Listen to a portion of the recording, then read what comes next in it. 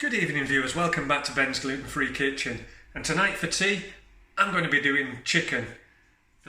I've got my go-to rub and they're going on these bad boys. The skin on the chicken contains a huge amount of fat, so I'm just taking all the skin off. I'm going to put two aside for Jill because she's not that keen on this rub,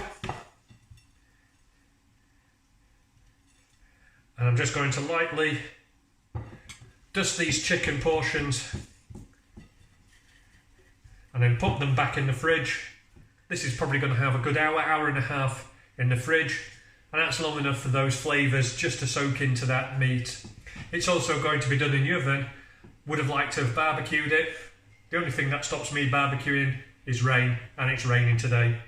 So these are going to go in the oven, but again they're going to go on a lowish heat. They're going to cook long and slow, so again that's going to give time for those flavours to develop on the chicken. For Jill's, just going to rub it down in Italian herbs and lemon, but I'm not going to put the lemon on just yet because that's an acid that is going to break down the meat, to all intents and purposes cooking it. I don't want that until it's time to actually put it in the oven, so I'm just going to put the herbs on it. When it's time, put the lemon on it and then get it in the oven. Forgot to say, raw chicken, cover with cling film before you put it back in the fridge. You don't want cross-contamination, you don't want to get food poisoning from chicken. That's bad. What goes well with chicken? Chips. Now, I used to buy in chips till I actually read on the back of the packet how many calories you had in them and the amount I was actually eating. So I've converted myself to making them from home because you get more and it's healthy. Part of your 5 a day. Now you get lots of people telling you you get different results with the different type of potatoes, but really you're dependent on what your local supermarket has in. So I just use what I get in the fridge. So one of the tips to get the best results is just make sure you cut them to the same size, equal size. So when you boil them, when you put them in the oven, they'll all cook at the same time.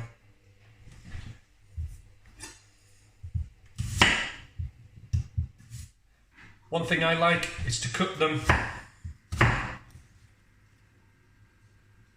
nice and thick. None of these skinny French fries. I do want to point out, this is for me and Jill. This is 2 portions, not just one. So another tip I've heard as well is just soak them in cold water until you're ready to use them. And what that helps is just get rid of some of the starch in the potatoes. That's what's going to stop them browning when they're cooking in the oven. So I'm just going to fill this with cold water, leave it to one side till I'm ready to use them. So it's time to put on the chips. They've had their half hour or so steeping in the cold water. Drain those off. So that's them just covered with boiling water. Onto a medium heat. I'll probably give those 5 minutes, come back and check on them. Now I don't want them like mashed potatoes where you can stick a knife through them. I want those probably around about halfway cooked because they're going to finish off in the oven. I just need them soft enough just to fluff up, get some oil on them and then get them in the oven. So we're back with the chips. They've had a good 5 or 10 minutes. Check them with a knife. Still nice and firm. Off with the gas.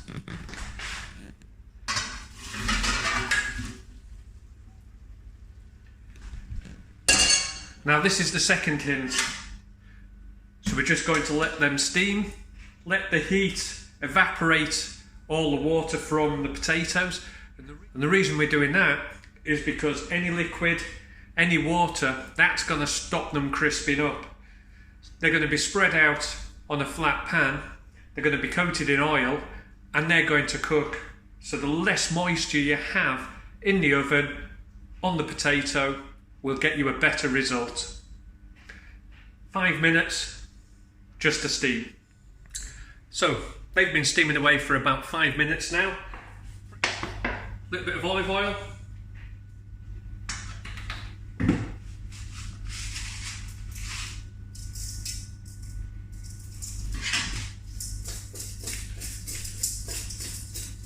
and just shake the pan just to help get the oil.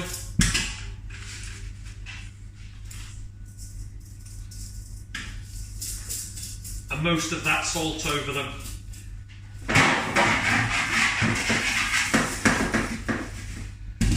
And then it's just onto a large tray. And into a preheated oven. So that oven's on round about 220 degrees centigrade. And I'm probably going to give those round about 30 minutes. I'll come back and check in 15 minutes and just see how they're doing. What I'm going to do while the chips are cooking is get the chicken ready to go in as well.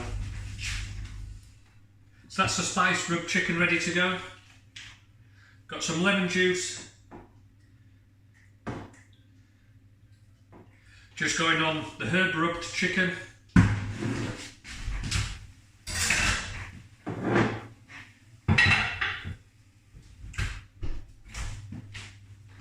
And in the oven they go. I'll give those 10 minutes, come back and give them a quick check. So I'm about 10 minutes in. They're coming up nicely. Just starting to turn golden. I'm just going to give the tray a quick shake, pop that back, check them again in 10 minutes, and I'll check on the chicken at the same time. So I'm just going to quickly check again. And you can see all those chips are taking on a really nice golden look. So that's the chicken almost ready. I've just taken it out, given it a little test. Still a little bit firm, so I'm going to give it another 5 minutes.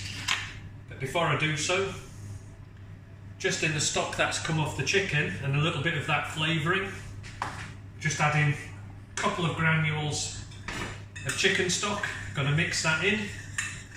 That's just going to help thicken it up.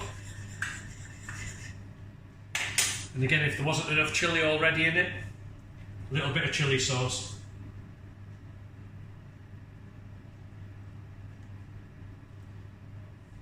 Just a couple of teaspoons.